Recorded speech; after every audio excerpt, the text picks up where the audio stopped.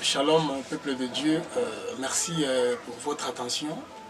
Depuis que nous avons commencé nos enseignements, on a lancé des enseignements il y a longtemps. Nous continuons, nous avons dit qu'à chaque fois que le Seigneur mettra quelque chose, nous n'allons pas manquer de le partager avec vous. Aujourd'hui, nous sommes là sur la deuxième émission, sur notre thème qui s'intitule « L'homme selon le cœur de Dieu ». Ce thème, la fois passée, on a eu à développer les tout premiers points parce qu'on n'avait pas assez de temps. Aujourd'hui, le Seigneur nous a accordé son souffle de vie. Voilà pourquoi nous sommes là devant vous pour continuer à partager ensemble avec vous. Nous ne savons pas si nous serons en mesure de tout dire par rapport à cette deuxième émission. Et si cela n'est pas le cas, donc nous allons continuer jusqu'à voir où le Seigneur va nous emmener. Alors, sans plus tarder, nous allons déjà lancer notre émission d'aujourd'hui, mais tout en commençant d'abord avec les points que nous avons développés la fois passée. C'était le tout premier point, c'était la foi. Ça, c'était l'élément premier de notre thème. On a dit d'abord comme définition ou l'explication par rapport à notre thème que l'homme, selon le cœur de Dieu, c'est un homme de foi. C'est un homme obéissant, un homme pieux, un homme honnête, un homme affranchi, un homme humble, reconnaissant. Ça, c'est par rapport à notre première émission. Donc, quand vous comprenez bien, vous allez voir qu'il y a beaucoup d'éléments qui définissent l'homme selon le cœur de Dieu. Donc, quand vous dépendez de Dieu, quand vous vivez selon la volonté de Dieu, il y a aussi des préalables par rapport à cela. Donc, pour le faire ou pour que cela soit effectif, voilà, qu'est-ce qu'il faut faire? Nous avons dit que la foi, pour un homme qui vit selon le cœur de Dieu, il doit exprimer la foi en lui. La foi, c'est quelque chose qui ne vient pas de nous, mais la foi, parce que la personne qui consomme notre foi, c'est Jésus-Christ. C'est lui le consommateur de notre foi. La foi nous donne la possibilité de vivre les surnaturels. Quand vous avez la foi, vous serez en mesure d'appeler à l'existence des choses qui n'existaient pas. Et la Bible dit, sans la foi, personne ne peut être agréable à Dieu. Si vous n'avez pas de foi, Dieu ne va pas vous agréer. L'apôtre Paul dit dans le livre de Hébreux chapitre 11 verset 6 que si vous voulez que votre culte soit agréable, soit raisonnable, il faut trois éléments. Le tout premier élément, c'est qu'il faudrait d'abord la sainteté. Donc, si vous manquez de sainteté, savez-vous que le Seigneur ne va pas vous accepter parce que tout ce que vous allez produire ne sera pas agréable à ses yeux. Le second élément, il faudrait que votre culte ou ce que vous faites là soit animé de l'honnêteté dans tout cela. Donc tout ce que vous faites ou tout ce que nous faisons doit produire des effets positifs. Alors voilà, sans plus tarder aujourd'hui, nous allons d'abord appuyer ou bien donner quelques versets bibliques par rapport à notre précédente émission. Les versets bibliques que nous allons appuyer ici, nous sommes dans le livre des Romains, chapitre 1er, verset 17. Qu'est-ce que la Bible nous dit? Nous lisons au nom du Seigneur. Parce qu'en lui est révélée la justice de Dieu, par la foi et par la foi, selon qu'il est écrit, le juste vivra par la foi. Ça, c'est ce que l'apôtre Paul dit. Il y a un résumé par rapport à ces versets, ce que le juste vivra par la foi. Donc si vous voulez vivre ou si vous voulez avoir de la vie, il faudrait avoir la foi comme élément capital ou élément important de votre vie ou de votre foi chrétienne. Donc la foi nous donne l'espérance et la foi produit la vie. Donc si nous voulons comprendre ces versets, ça veut dire si vous voulez vivre, il faudrait avoir de la foi. Donc la foi, c'est comme la cellule principale qui donne la vie. La foi, c'est la sève qui nourrit un arbre. Si vous n'avez pas de foi, vous ne serez pas en mesure de vivre aussi. Parce qu'une foi aussi sans œuvre, c'est une foi morte. Alors, ça c'était pour faire un peu de rappel et puis ajouter quelque chose par rapport à notre premier point. Le deuxième point, c'est la patience. L'homme qui vit selon le cœur de Dieu doit être animé aussi de la patience. Si vous n'avez pas de patience en vous, sachez-le que vous ne serez pas en mesure de vivre ou d'épater le cœur de Dieu. Vous devez avoir pour fruit la patience dans tout ce que vous faites. Alors pour cela, nous allons lire dans le livre des Romains, chapitre 15, verset 4.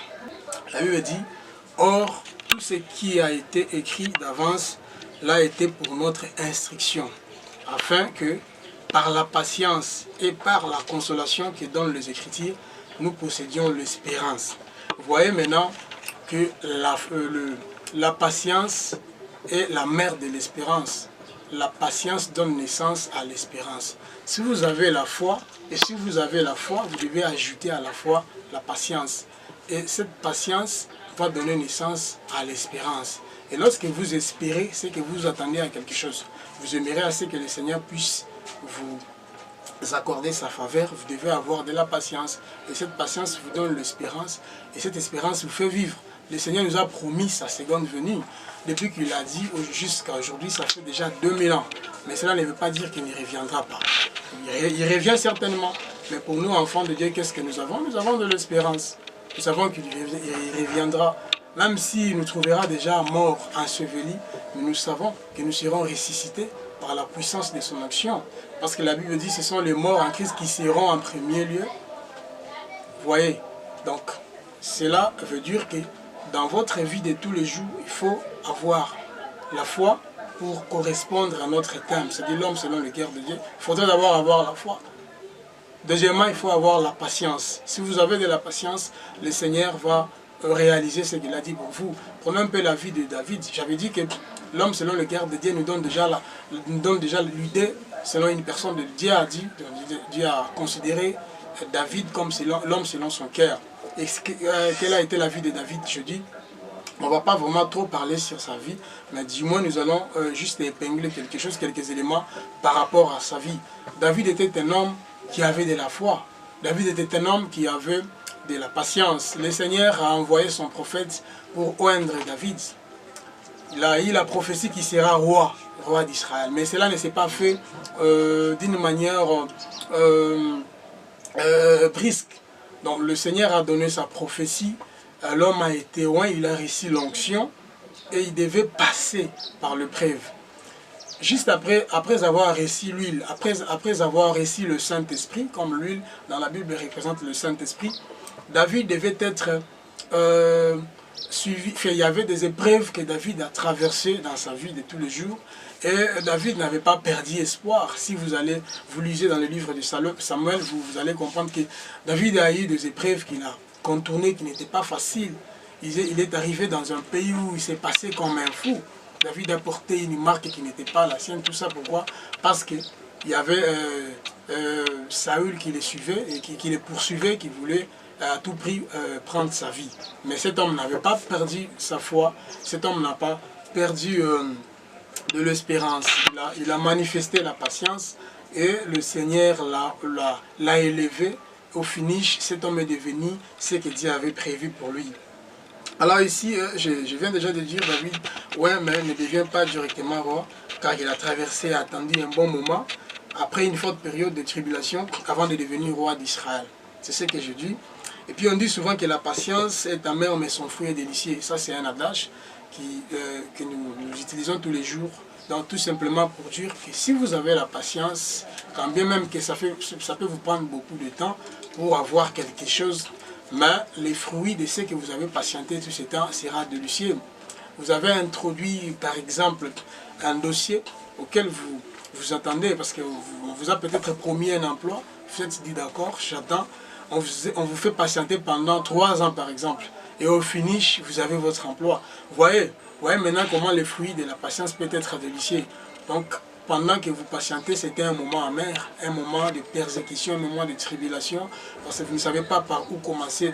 Mais vous avez du moins manifesté cette patience, et la patience vous a donné un fruit délicieux, qui au finish, c'était peut-être un emploi. Et puis, à partir de ces moments, c'est peut-être la joie que vous allez maintenant manifester. Alors, le point suivant, c'est la persévérance. Pour la persévérance, nous allons lire dans le livre de Luc, chapitre 21, verset 19. Et puis nous allons aussi lire dans le livre des Romains, chapitre 4, 5, versets 3 à 4. Alors, nous allons lire Luc 21, 19. Par votre persévérance, vous sauverez vos âmes. Vous voyez comment la Bible est claire dans tous les points que nous développons ici. En quelque sorte, c'est comme pour dire que la vie de nos âmes ou la vie d'une âme dépend de la persévérance.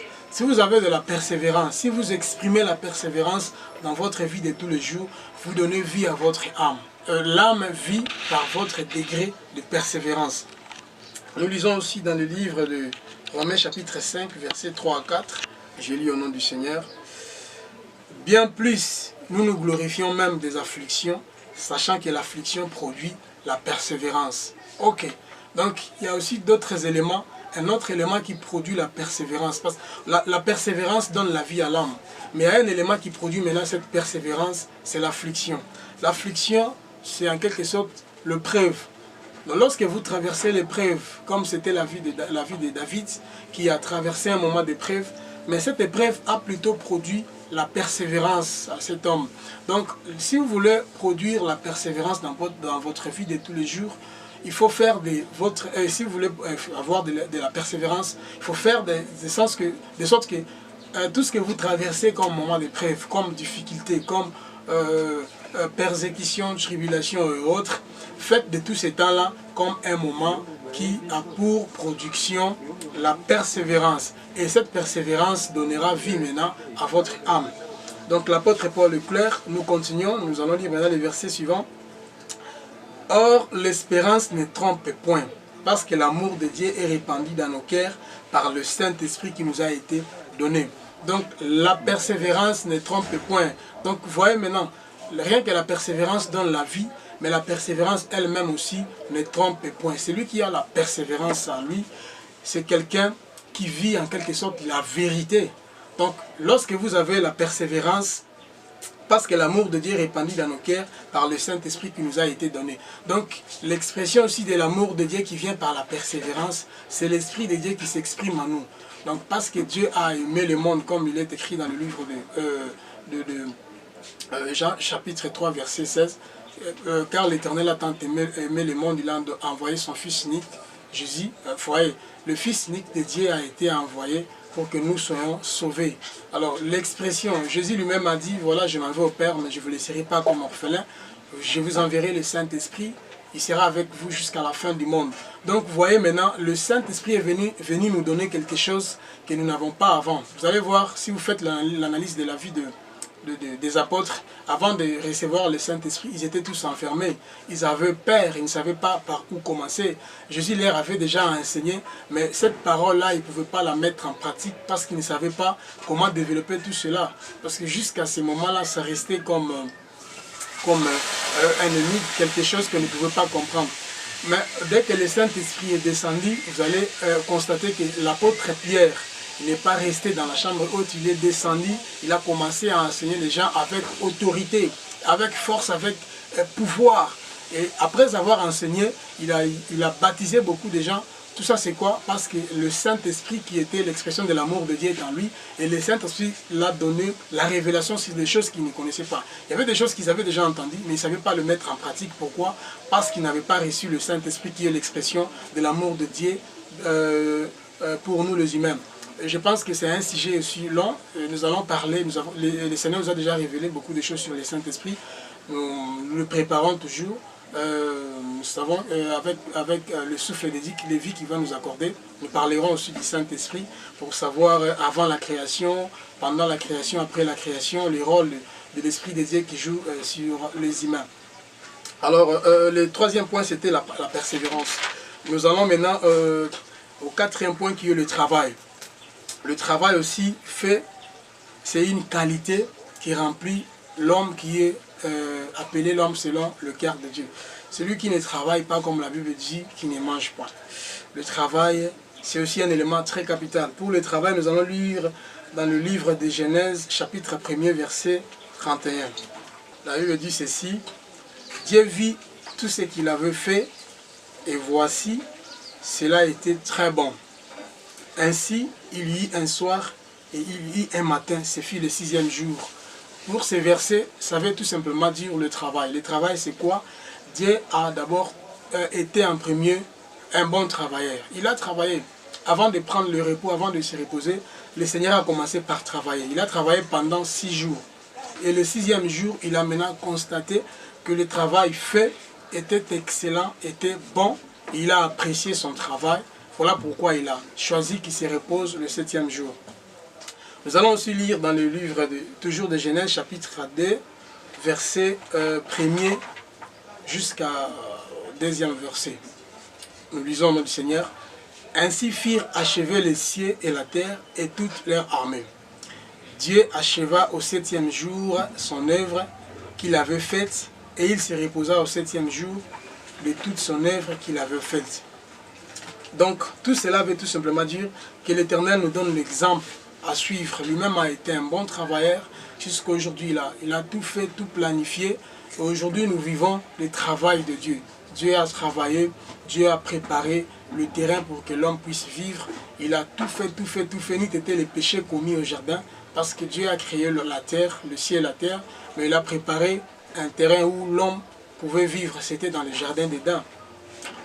Toutes les conditions étaient bien réunies pour que l'homme vive.